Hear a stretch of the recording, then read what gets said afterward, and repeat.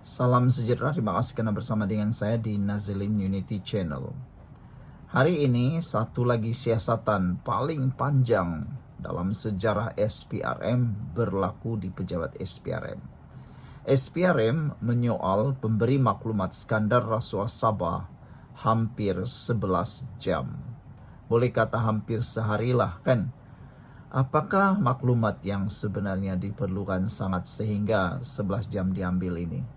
Dan adakah selepas penyiasatan selama 11 jam ini akan membuatkan ada tangkapan SPRM terhadap ahli-ahli politik yang ada di Sabah?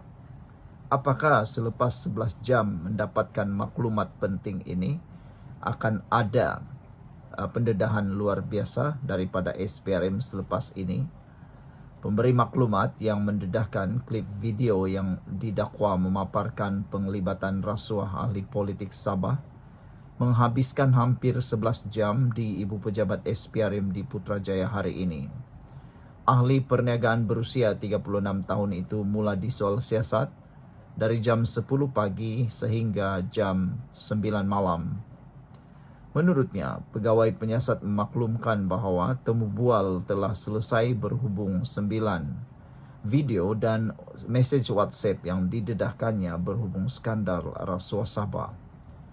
Semuanya berjalan lancar, kata SPRM. Saya diberitahu saya tidak perlu datang semula esok, tetapi saya harus bersiap sedia sekiranya mereka mempunyai soalan lanjut, katanya kepada Malaysia Kini. Pemberi maklumat itu ditemani peguamnya Mahajot Singh. Semalam, ahli perniagaan itu yang dikenali sebagai Albert telah disoal siasat selama lebih 5 jam. Maknanya, campur hari ini 11 jam, Albert sudah pun disiasat lebih daripada 16 jam. Albert mendakwa bahawa dia merasuah beberapa adun, termasuk Menteri Kanan Negeri, sebagai pertukaran untuk lesen cari gali mineral. Pada Isnin, dia mengeluarkan video ke-9-nya yang memaparkan Speaker Dewan Undangan Negeri Sabah, Kadzim Yahya. Ketua Menteri Sabah, Haji Jinor, menuduh Albert bersokongkol dengan individu yang mempunyai kepentingan untuk menjejaskan kerajaannya. Terdapat juga dakwaan bahawa Albert adalah sebahagian daripada kartel yang cuba memonopoli perlombongan di negeri itu, menggunakan taktik penipuan untuk mencapai maklumat ini. Dalam usaha untuk memburukkan namanya, rekod lampau Albert termasuk pertuduhan di bawah Akta Immigration turut dibangkitkan. Wah, ini satu pendedahan luar biasa. Adakah betul Albert ada masalah yang tertentu termasuklah masalah immigration? Sebelum kita teruskan, jangan lupa tinggalkan komen Anda, tekan butang subscribe, dan menjadi persoalan besar semula ialah sejauh mana perjalanan kes ini selesai.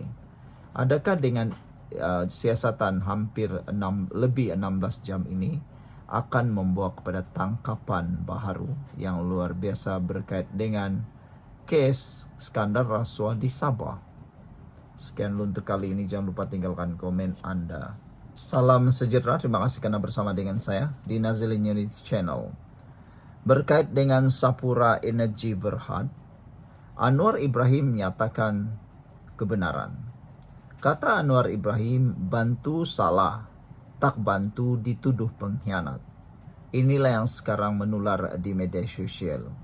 Apa yang dituduh ialah kononnya Anwar Ibrahim buat U-turn, bail out dan sebagainya.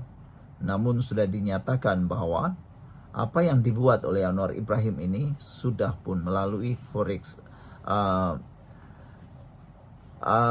penyiasatan forensik dari segi keuangan.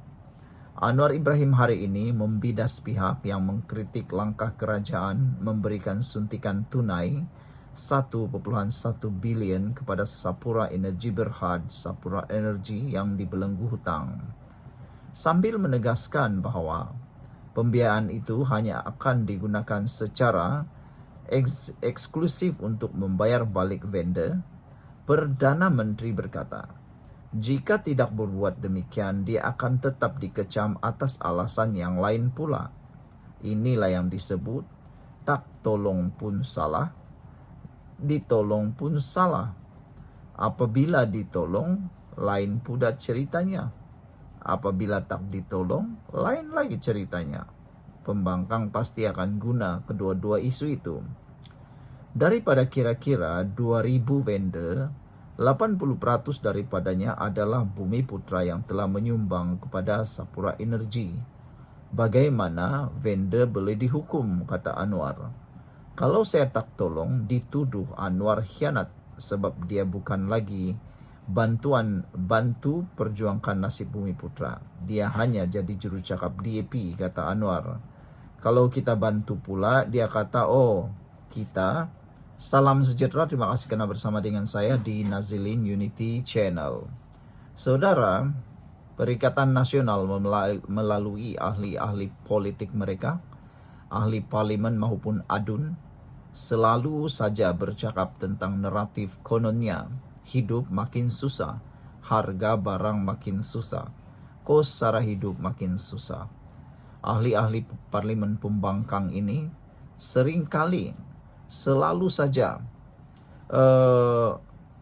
membibitkan di minda dan pemikiran penyokong mereka bahwa kononnya kos sara hidup yang meningkat disebabkan oleh kerajaan.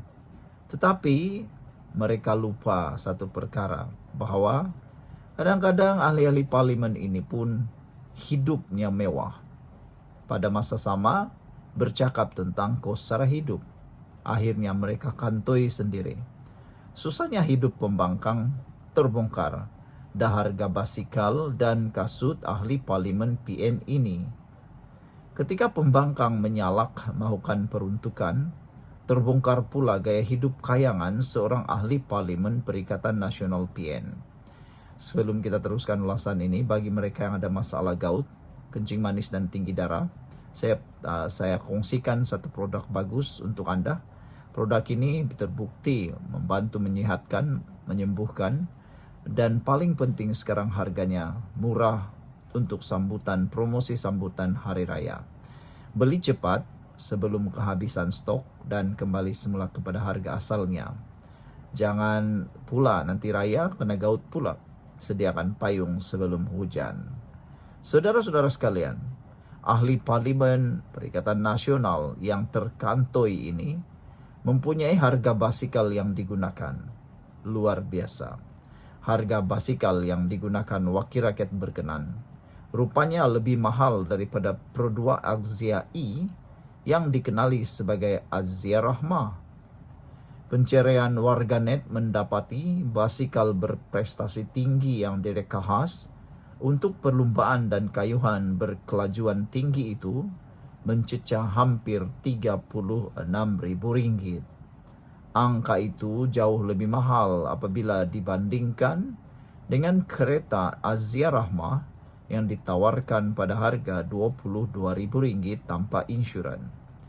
Silakan mendapati basikal kayangan itu merupakan antara basikal pilihan bagi pelumba profesional. Ia menggunakan sistem gear elektronik SRAM Force E-Tap EXS yang memberikan pertukaran gear yang pantas dan tepat tanpa kabel mekanikal.